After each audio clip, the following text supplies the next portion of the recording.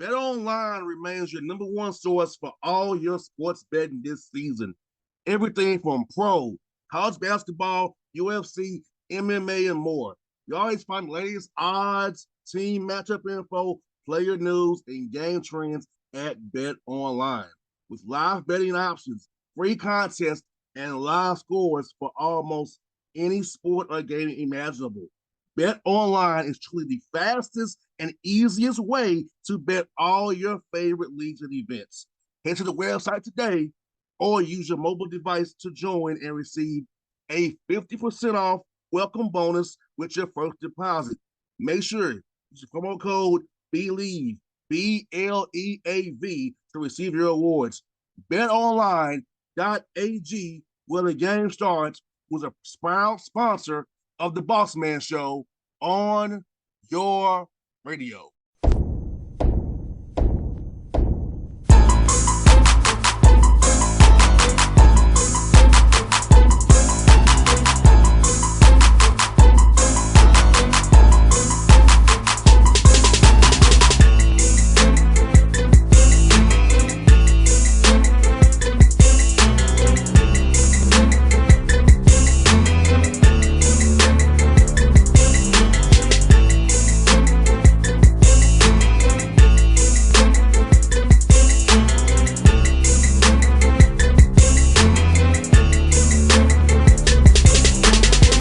Folks, back on the Bossman Show, friend of the show.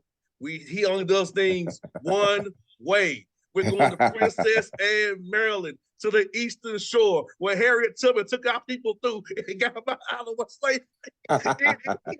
Jason Crafton, what's up, bro? How you doing, man? 77. One way, baby. One way. Boss man, what's good, man? How you doing? I'm well. Getting ready for MEAC conference play. Had a great practice today, and just getting ready to go, man. I hear that, man. Let me ask you this, brother. I've been watching you from before, as you know. I stay tuned to what you do. I've been seeing you on the road and got these big wins on the road, man. Marist, Lehigh, Temple, Philadelphia, got business with you, and Columbia on the road. You won 4 money games. Man, how's that feel, and how's it feel for your program and your players, brother? Well, I gotta say, Marist and Lehigh, we actually played here. Those were home and home games, so those weren't money games. Gotcha. But they're opponents that Maryland Eastern Shore has not historically beaten, in a non-conference, a team from the MAC and in the Patriot League, and to go on the road and beat Temple, at Temple, that was a big time win for us. Definitely a signature win for us. Such a historic program, the banners, the history, the Big Five, the league that they play in, and everything. So our guys really rose to the occasion there and was really excited. As much as I've got a lot of Philly connections from coaching with the Sixers and at Villanova, I'm a New York guy at heart. So it was exciting to go back to New York and play Columbia. Half my squad is from New York, and to get that win in overtime, that was a money game as well. So we did pick up those 2 money wins. That's not easy to do. So we're going into conference with some good momentum. We're also trying to get healthy as well, as that's important. But our guys are playing a good brand of defensive basketball. We're top 10 in the country in steals again. So, we're just trying to build this program. No doubt, man. Like, you and I have been talking for years, brother. I know where it used to be at to where it is now. And not having to play 14 road games in the non-con is, I know it's bringing the school, because those are football league, Eastern Shore. So you and women's basketball are the money makers. Yeah. But not having to do that, and also keeping guys' morale high, because let's be real, you try to look at the record, but look at that record, no matter what you say. Being 1-13 or 2 and whatever, going to MEAC play, you have to build them back up. So, in fact, you have to do it this year, man. Actually have 5 home games, so you can actually, do some things with it, man. I know that makes you feel good, brother. Yeah, I think it worked out in terms of, Lehigh, we played them at their place last year. Marist was the start of a home and home. We started here. We played 2 non-1 games. So that gave us a chance to, in the first semester have 4, true home games. And we took advantage of that. And we even though they were in some funky spots where, maybe during finals or, when people weren't exactly able to be here for a home court atmosphere, it's still home court, and we've done a great job of, taking care of home court. We haven't lost at home. We still had to go out and play the Dukes and the Virginias and the Temples and the and the Liberties and the UNC Charlottes and the Old Dominion. So we still had 7 or 8 money games to play on the road, but it was good to get a few home games in there and while still being able to take care of finances and get the money for the school. No doubt, bro. And you know what is good about that too, man? It's like for me, just seeing your guys play hard, man. I watch you play. It's like they're really playing hard for you. Like they bought into what you're selling. Actually, you haven't had a business program since day one, and seeing part of your vision come to fruition for you, knowing you mapped this out. How does it feel for you personally, man? Knowing that this is the work that you put in every day, man, out there. Yeah, I appreciate that. I mean, I remember when I first got the job and we had that first summertime and we were talking, and you kind of been around this thing, and when we had the season get shut down and, what that all looked like. And, our guys have just been relentless, and resilient. And we've got some of the best kids in the country from a people standpoint. So I'm really excited about that. We've upgraded our talent and we've gotten better with player development. There's no doubt about that, but we've got great people. And when you're changing the culture, you've got to change the people. And we brought some really good people into this program, and we've been able to retain some of those people to now have seniors. Some people see our roster as an older roster, but that older roster is built of 3 guys that were here in my first year and another 3 or 4 guys that were here from my second year till now and guys that have been around and been through a canceled season and played crazy schedules when we first got here that I didn't have control over. When we were flying to Oklahoma, then flying to Baylor, then flying to Stanford, and changing time zones, 3 times in a week. Crazy. Just doing wild stuff like that. And, we've got some new leadership now as well, and our new athletic director, Miss A.D. Tara Owens, and, the president, Dr. Heidi Anderson. And, we're just trying to find a way to build this thing up the right way. And, I think that we've got guys that have carried over and have bought into what we're trying to do. And that's what you see. So we're out there having fun, playing defense, scrapping it up, and trying to do things in that one-way mindset, being tenacious and being together as a family. No doubt. That's what I want to also bring up to you, brother. Watching you on TV, on watching on my computer here, I see you guys, like you said, are together. There's camaraderie there. There's realness. There's connection there. And they're collected, which is, unfortunately, I don't see that with my hometown team. I won't delve into that, but that don't happen with my hometown team here. But for your young men to be what they've been through, are together, and connected to junior staff, man, you see it on the sidelines in the games. They're for each other, they're pulling for each other no matter what. So I wanted to tell you that, man. It shows how much your guys are bought in each other as a family and being in that one-way mindset. I appreciate it. I mean, as coaches, we try to give, the guidance in terms of what we want things to look like. But again, I credit the people, and the people, the types of, the parents that allow their sons to come here and play for me. The AAU coaches, the high school coaches, everybody that kind of came on board to help with this vision. It's not just my vision; it's just us all together coming collectively and making it happen. So the people make it work. We've got great people in this thing. In our program, and we want to be able to, reward them with giving them the best opportunity we possibly can. Our guys scrap it up because they've been through so much. They're good people and they've been through so much. So when you go through a canceled season, you go through some of the things that we've been through, to still be here right now fighting, putting ourselves in position to try to, take a legit shot at this league right now. That's, like I said, it's a testament to the people. And I want to commend you as well. Like, you all played GGW close. Like, yeah, DC. Yeah. Chris Caputo, I know him pretty well. You all played him close. He said personally that, man, your guys' team is tough, man. I said, I know they tough. I told you. He said, who are you cheering for? No comment. Well, I know what he's going through. They're trying to build that program, and he's got, a nice group of guys in his starting lineup, and he's got a really good guard as well, and he's got some good size. And, we were fortunate to be able to go in there and find a way in the last few minutes to kind of make a big-time comeback and, put a little scare in them, but they were able to pull it off. But, our guys are going to compete against anybody we play against. No matter who it is, they're going to go after them, and that's just the mentality. That's the one-way approach that we have. And you got Nathaniel Pollard, man, defensive player that we get to meet at. Tell us about that young man averaging 9 points and 8 rebounds a game for you. He's a blue-collar guy. He's doing what we ask of him. He's undersized, at 6'5", and, playing that front court position and playing that 5 spot for us. So he's got great footwork. We've been able to pull him out and use him on the perimeter and have him in some 5-out situations where he's been able to make some great plays, passing wise off the dribble and finding guys on kickouts from the post as well. So, he's a two-way player in terms of being able to give us offensive firepower. And, he's big time in getting offensive rebounds and getting fouled and getting to the free throw line. And then defensively, he's a big anchor for our defense, and what we do ball screen wise. He's able to change his coverages and he's able to play in that back line of the zone and communicate. So when we do go zone, so he's just a guy that does a little bit of everything for us. And we're so proud of him to be able to get that honor, Defensive Player of the Week. He was an all defensive player last year, and he should be on track to be that again this year. No doubt. And I'm seeing you pretty much playing 8 or 9 guys. Talk about having depth to go to, because I know some teams are already playing pretty much 6, 7 guys already. There's some burning guys out.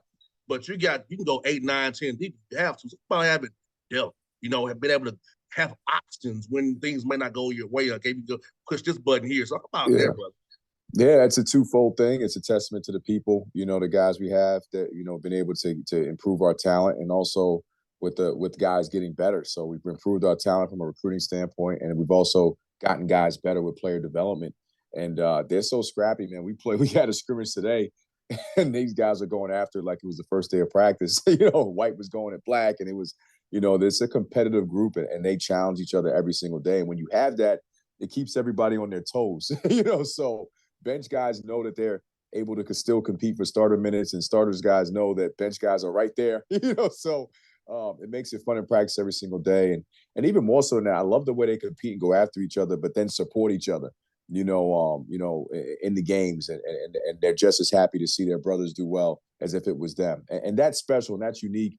And that's something that, again, a credit to the people we've got in the program, because you can talk about those things, but the people have to still buy into it. They've done that, and that's what makes this group special right now.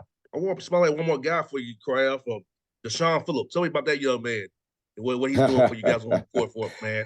He's the Swiss Army knife. He's a utility guy. Him and Kevon Boyles, along with Glenn Anderson, have been here since day one as we started building this program. And, Sean's a guy that just, can guard any position if we need him to. He can play any position if we need him to. Knows everything that we're going to do in our program. He knows the scouting report like the back of his hand. He knows every set we run. Sometimes he's in the huddle saying something that I'm going to say before I even say it, so he's that kind of guy for us. If we need him to score 15 points, he can do that. If we need him to get 4 points and 6 assists, he can do that as well. He's improved his jump shot. He's led our team in steals at different time points of his career. So he's the ultimate utility guy. He just does whatever is required for our team to win games. And he made some big threes in the Columbia game that helped us win the game in overtime. And can't say enough about his growth. Basketball-wise, his growth as a man, his growth in the classroom. He's really improved his GPA, getting 3.0 GPAs now. And he's just been an amazing guy to have in our program. And, happy to see him be at this place. No doubt. I'll ask you about the MEAC as a whole, man. I thought overall you all had a good non-con as a group, getting good wins outside the MEAC conference. About which the improvement of you all overall, what you've seen so far this first semester here. I think it's going to be a scrappy league, man. You look at the standings and everybody's on top of each other. There's no outside of Norfolk with 9 wins. There's like 3 or 4 teams that got 7 wins that are right there. And then Coppin's got 5 wins. So it's, South Carolina State maybe has 3 wins, but I think they also have had some good, their 3 wins are like good non-conference wins. And Dell State's got 1 win, but they've been very competitive on many a night. So it's going to be a flat out street fight, fist fight every single night. The coaching has dynamically improved along with the talent, with the transfer portal and things of those natures. So it's a really good league. It's better than most people give it credit for across the board with the talent and the coaching. And we're excited about it. It's also good. We've got great venues and great fan support. So and a great conference tournament, and a great venue that's used. And we go to Norfolk and play in the Scope. So I think it's going to be a very competitive year, and you could, quite frankly, it's anybody's to take. And we're hoping to be right there. We're striving to be right there to be in the conversation to do that. And you got a tough one off the gate. Norfolk State, you had Norfolk State to see Rob Jones and Spartans up there. So talk about what some guys on film and what we look out for when we watch this game on Saturday. You know what? I think it's going to be, right now when you look at the standings, I think we're like 1 and 2 or whatever the case may be. And, and then a bunch of other teams are right there with us. And so this is probably a very anticipated game, for both parties. It gives us a chance to go against the best and get an early glance of where we are, and we got a lot of respect for Norfolk and Rob Jones, good friend of mine, and we're both from New York and what they've done. I know they're pursuing a third championship, and we like to be the team that tries to win our first MEAC championship. So it's definitely going to be a clash of two intense coaches, two programs that play. If you look historically, since I've been here, it's been Norfolk or Maryland Eastern Shore 1 and 2, like in the defensive ratings in the MEAC. So it's definitely going to be a fist fight defensively. I expect a low-scoring game with both teams and coaches going after it. It should be fun. It's going to give both teams a really good idea of where they are.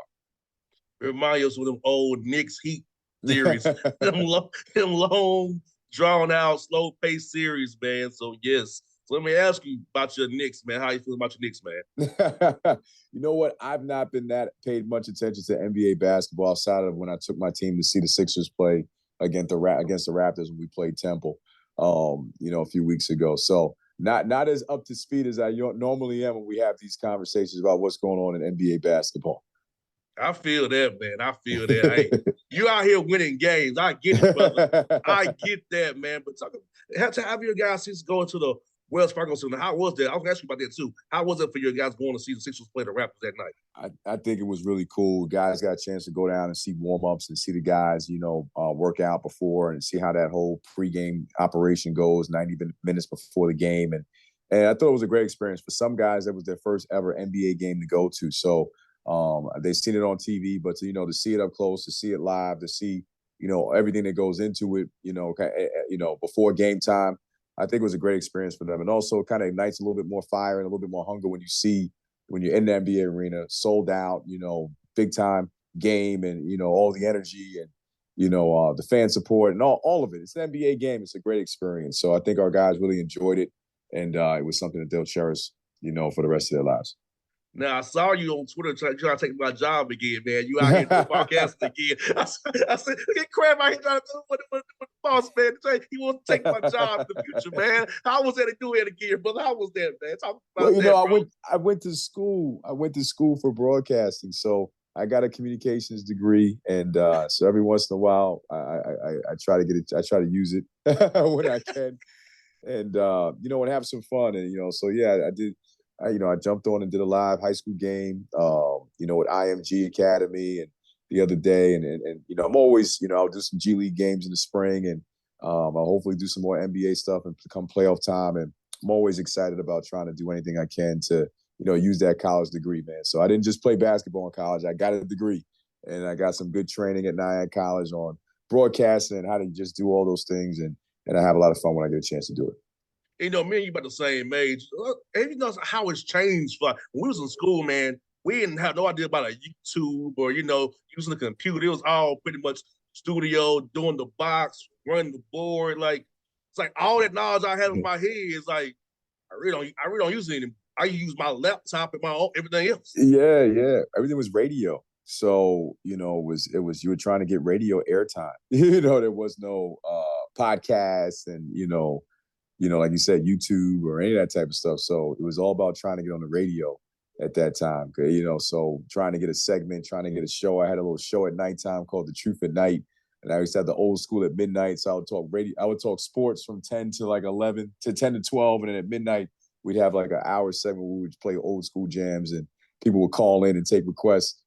So, but the dynamics are different. The public speaking classes were beneficial.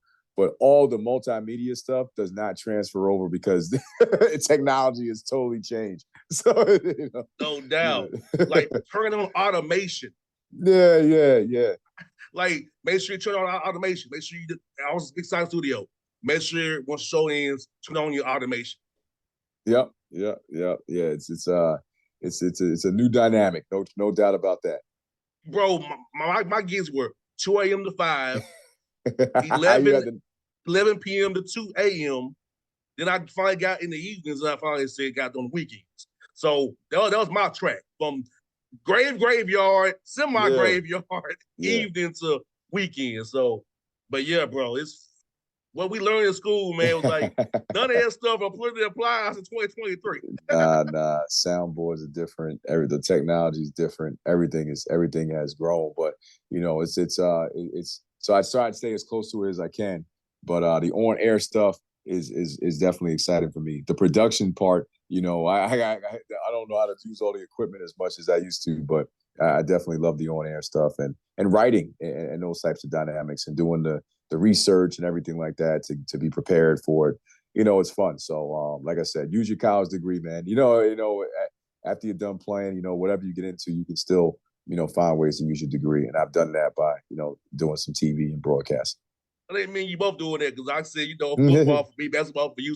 So folks, you got two brothers here who literally said degrees. It works, people. Trust me, it works. No question. Well, folks, this is my man, Jason Crafton here on the Bossman Show, doing it one way on the Eastern Shore of Maryland. Brother, thank you so much for your time. Always my brother. It's always fun to chat with you, my guy. I'll be cheering for you, man. Appreciate you, boss, man. One way, man. Thanks so much. No doubt.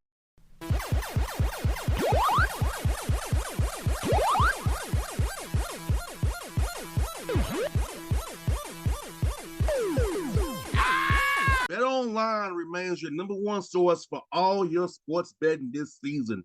Everything from pro, college basketball, UFC, MMA, and more.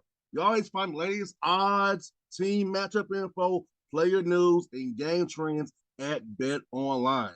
With live betting options, free contests, and live scores for almost any sport or game imaginable. BetOnline is truly the fastest and easiest way to bet all your favorite leagues and events. Head to the website today or use your mobile device to join and receive a 50% off welcome bonus with your first deposit. Make sure you use the promo code BLEAV, BLEAV, to receive your awards. BetOnline.ag, where the game starts, was a proud sponsor of the Bossman Show on your radio.